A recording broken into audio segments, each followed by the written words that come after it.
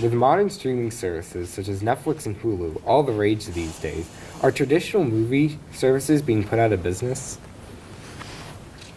Both Apple and Disney just recently announced new plans for their upcoming streaming services, which shows just how popular they're becoming. This has been a double-edged sword in terms of entertainment. On one hand, streaming services have supplied easy and quality content such as Stranger Things, Game of Thrones, Jack Ryan, and more. However, on the other hand, the movie and television industry have taken a huge hit because they can't compete with the streaming services. I believe that since streaming services are so easy, sources like movie theaters and television channels are being put out of business.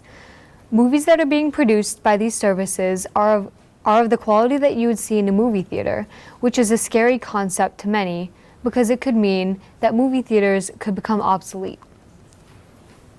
Really, only the big blockbuster franchises, such as that of Marvel, DC, Star Wars, and more, have been able to consistently draw large crowds to the theaters.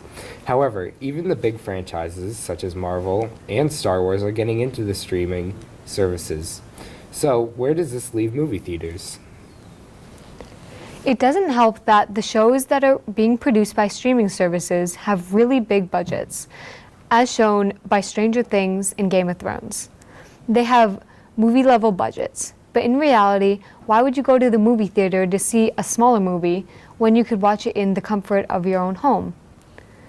It's the same thing with TV shows, with shows basically being a longer movie. They're also easier to binge without the week-long break.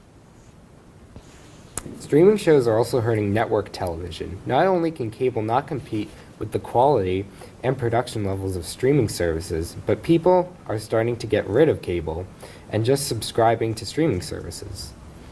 It ends up being around the same price, but higher quality.